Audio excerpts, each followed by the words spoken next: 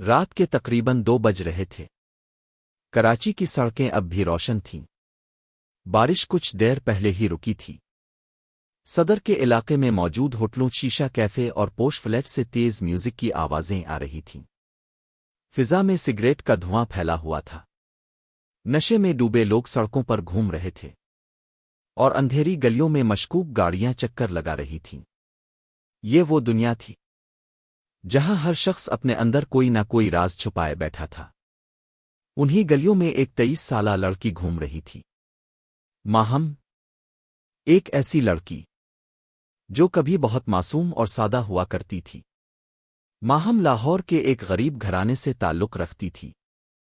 اس کا باپ نشے کا عادی تھا، ماں اکثر بیمار رہتی تھی، گھر میں ہر وقت لڑائی جھگڑا رہتا تھا۔ غربت نے بچپن ہی سے ماہم کے چہرے کی معصومیت چھین لی تھی۔ پہلے وہ غلط دوستوں کی صحبت میں گئی، پھر سگریٹ کی عادت پڑی، اس کے بعد آئس کا نشہ، اور پھر نشہ ہی اس کی پوری زندگی بن گیا۔ روزگار کی تلاش میں وہ کراچی آ گئی۔ شروع میں اس نے ایک بیوٹی پارلر میں کام کیا، مگر کچھ ہی عرصے بعد وہ خطرناک لوگوں کے درمیان پہنچ گئی۔ وہ لوگ جرائم کی دنیا کے بادشاہ تھے۔ منشیات، اغوا، تشدد اور بھتہ خوری، یہ سب ان کے لیے عام بات تھی۔ انہی لوگوں میں ایک نام سب سے زیادہ خطرناک تھا، کاشف بلوچ۔ لوگ کہتے تھے وہ انسان کم اور شیطان زیادہ تھا۔ اس کی آنکھوں میں عجیب سی وحشت تھی۔ وہ زیادہ بات نہیں کرتا تھا، مگر جب اسے غصہ آتا تو سامنے والا خوف سے کانپنے لگتا۔ ماہم اکثر اس کے ساتھ پوش فلیٹس اور بڑی بڑی پارٹیوں میں دیکھی جانے لگی۔ وہ سمجھتی تھی کہ یہ لوگ اس کے دوست ہیں، مگر اسے اندازہ نہیں تھا کہ وہ آہستہ آہستہ اپنی ہی قبر کے قریب جا رہی ہے۔ پھر ایک رات ماہم اچانک غائب ہو گئی۔ کسی کو نہیں معلوم تھا ماہم کہاں گئی۔ کچھ لوگ کہتے تھے شاید وہ نشے کی حالت میں کہیں چلی گئی ہوگی۔ کچھ کا خیال تھا ہو سکتا ہے کسی کے ساتھ دبئی نکل گئی ہو۔ لیکن حقیقت ان سب باتوں سے کہیں زیادہ خوفناک تھی۔ اس رات کاشف بلوچ اور اس کے 3 ساتھی ماہم کو زبردستی ایک فلیٹ میں لے گئے۔ وہ فلیٹ کراچی کی ایک پرانی عمارت کی آخری منزل پر موجود تھا۔ باہر سے وہ عام سا گھر لگتا تھا، مگر اندر وہ کسی جہنم سے کم نہیں تھا۔ کمرے میں سگریٹ اور چرس کا گھنا دھواں بھرا ہوا تھا۔ زمین پر خالی بوتلیں بکھری پڑی تھیں، دیواروں پر کالے دھبے تھے، اور کمرے کے بیچ میں ایک پرانا پنکھا آہستہ آہستہ گھوم رہا تھا۔ چررر چررر چررر، اس پنکھے کی آواز پورے کمرے میں گونج رہی تھی۔ ماہم خوف سے کانپتی ہوئی ایک کونے میں کھڑی تھی۔ مجھے جانے دو، خدا کے لیے، اس کی آواز بری طرح لرز رہی تھی، مگر وہاں موجود لوگوں کے چہروں پر صرف ظالم ہنسی تھی۔ کاشف بلوچ آہستہ آہستہ اس کے قریب آیا۔ اس نے ماہم کے بال زور سے پکڑے اور اس کے کان کے قریب جھک کر بولا، تم نے ہمارا مال غائب کیا ہے۔ ماہم فوراً رونے لگی، قسم سے میں سب واپس کر دوں گی، مجھے بس ایک موقع دے دو۔ مگر اب بہت دیر ہو چکی تھی۔ اچانک ایک آدمی نے ماہم کو زور سے دھکا دیا۔ وہ زمین پر جا گری، اس سے پہلے کہ وہ خود کو سنبھالتی۔ 2 آدمیوں نے اس کے ہاتھ مضبوطی سے پکڑ لیے، ایک اور شخص نے اس کے پاؤں رسی سے باندھ دیے۔ ماہم خوف سے بری طرح چیخ رہی تھی۔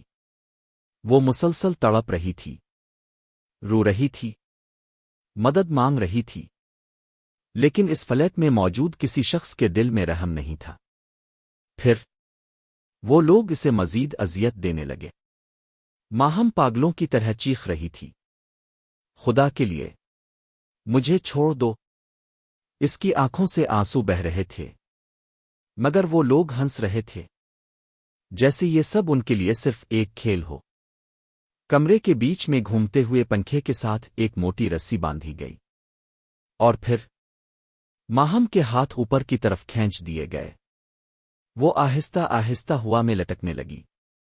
اس کا پورا جسم خوف سے کانپ رہا تھا، سانسیں تیز ہو چکی تھیں، اور اس کی آنکھوں میں صاف دہشت نظر آ رہی تھی۔ نیچے کھڑے گینگ کے لوگ سگریٹ پیتے ہوئے اسے خاموشی سے دیکھ رہے تھے، جیسے کسی بے بس شکار کا انتظار کیا جا رہا ہو۔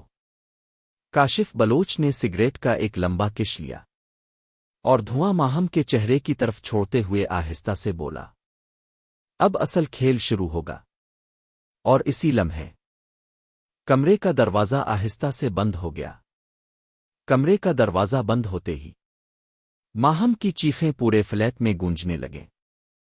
اس کے ہاتھ پنکھے کے ساتھ بندھے ہوئے تھے، وہ خوف سے کانپتی ہوئی ہوا میں لٹک رہی تھی۔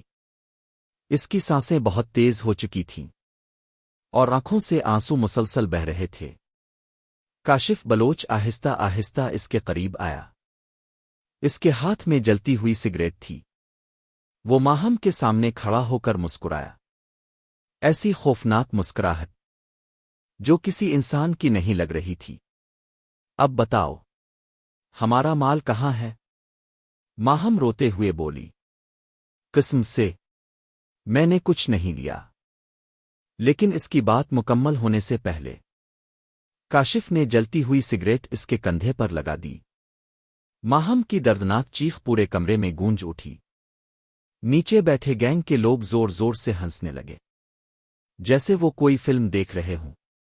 پھر انہوں نے اسپیکر پر بہت تیز میوزک چلا دیا، اتنا تیز کہ ماہم کی چیخیں باہر نہ جا سکے۔ رات گزرتی رہی، اور اس پر ہونے والا ظلم بڑھتا گیا۔ کبھی اسے رسیوں سے گھسیٹا جاتا، کبھی اس پر برف جیسا ٹھنڈا پانی پھینکا جاتا، کبھی اسے کئی کئی گھنٹے بھوکا رکھا جاتا، اور کبھی صرف اس کی چیخیں سننے کے لیے اسے مارا جاتا۔ ماہم اب آہستہ آہستہ کمزور پڑ رہی تھی۔ اس کے ہونٹ خشک ہو چکے تھے، جسم پر نیل پڑ گئے تھے، اور آنکھوں کے نیچے گہرے سیاہ حلقے بن چکے تھے۔ وہ بار بار صرف ایک ہی بات کہتی، مجھے جانے دو، میں گھر جانا چاہتی ہوں۔ لیکن اس جہنم میں رحم نام کی کوئی چیز نہیں تھی۔ ایک رات کاشف بلوچ نشے کی حالت میں فلیٹ میں داخل ہوا۔ اس کی آنکھیں سرخ تھیں اور چہرے پر غصہ تھا۔ اس کے ہاتھ میں لوہے کی چین تھی۔ اس نے ماہم کے بال پکڑ کر اسے زور سے زمین پر گرا دیا۔ ماہم درد سے چیخ اٹھی۔ کاشف نے سخت آواز میں کہا، تمہیں پتا ہے میں غدار لوگوں کے ساتھ کیا کرتا ہوں؟ اس نے چین دیوار پر ماری۔ زوردار آواز سے پورا کمرہ گونج اٹھا۔ ماہم خوف سے کانپنے لگی۔ اس رات فلیٹ میں عجیب سا خوف چھایا رہا۔ کبھی چیخوں کی آواز آتی، کبھی رونا، اور پھر اچانک مکمل خاموشی ہو جاتی۔ دن گزرتے گئے۔ ماہم اب بالکل کمزور ہو چکی تھی۔ وہ بمشکل سانس لے رہی تھی۔ اس کی آنکھوں میں زندگی کی چمک ختم ہو رہی تھی۔ ایک رات کاشف اس کے قریب آیا اور آہستہ سے بولا، لگتا ہے کھیل ختم ہونے والا ہے۔ ماہم نے کمزور آواز میں کہا، اللہ کے واسطے مجھے چھوڑ دو۔ یہ اس کے آخری الفاظ تھے۔ کمرے میں چند لمحوں کے لیے خاموشی چھا گئی۔ پھر ماہم کا جسم آہستہ آہستہ بے جان ہو گیا۔ سب لوگ ایک دوسرے کو دیکھنے لگے۔ ایک آدمی گھبرا کر بولا، کاشف بھائی، یہ مر گئی ہے۔ پورے کمرے میں سناٹا چھا گیا۔ کاشف نے سگریٹ کا لمبا کش لیا اور سرد لہجے میں کہا، اسے یہاں سے ہٹا دو۔ اسی رات انہوں نے فلیٹ صاف کرنا شروع کیا۔ ہر نشان مٹایا جانے لگا، تاکہ کوئی ثبوت باقی نہ رہے۔ لیکن انہیں اندازہ نہیں تھا کہ کہانی ابھی ختم نہیں ہوئی تھی۔ کہانی یہاں ختم نہیں ہوئی۔ 3 دن بعد کاشف کا ایک گینگ ممبر ایدانی رات کے وقت اپنے گھر میں اکیلا بیٹھا تھا۔ بارش زوروں سے ہو رہی تھی، بجلی بار بار جا رہی تھی۔ دانی مسلسل سگریٹ پی رہا تھا، کیونکہ ماہم کی آخری چیخیں اب بھی اس کے دماغ میں گونج رہی تھیں۔ اچانک اسے کچن سے کسی کے چلنے کی آواز آئی۔ ٹپ ٹپ ٹپ۔ دانی چونک گیا۔ کون ہے؟ کوئی جواب نہیں آیا۔ وہ آہستہ آہستہ کچن کی طرف بڑھا۔ اس کے ہاتھ کانپ رہے تھے۔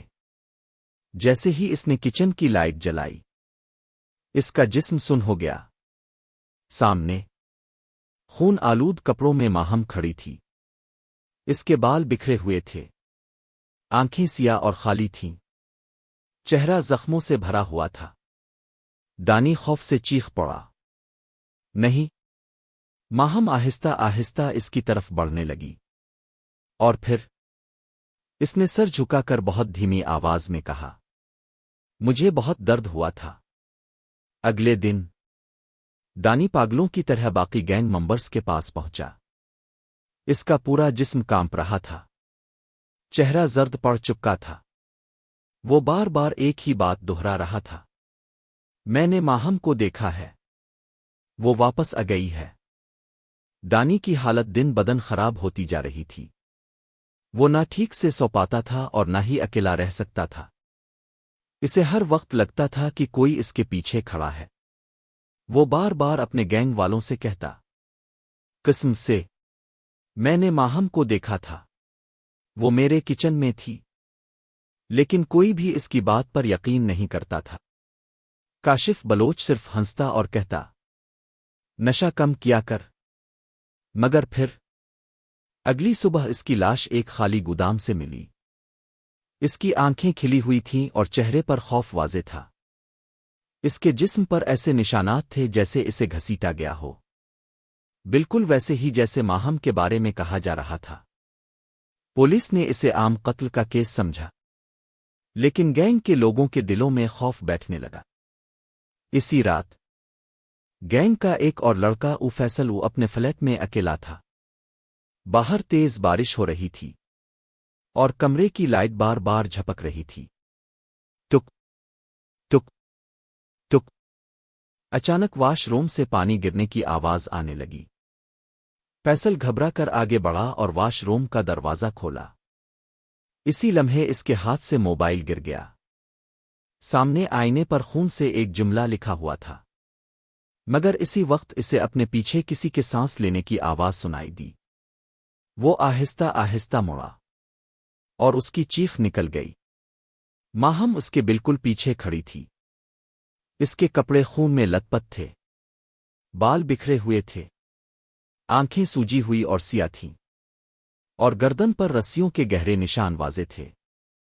فیصل خوف سے دروازے کی طرف بھاگا، مگر دروازہ خود بخود زور سے بند ہو گیا۔ پورا کمرہ اندھیرے میں ڈوب گیا، اور پھر اس فلیٹ سے خوفناک چیخیں آنے لگیں۔ اگلی صبح فیصل کی لاش اس کے کمرے سے ملی۔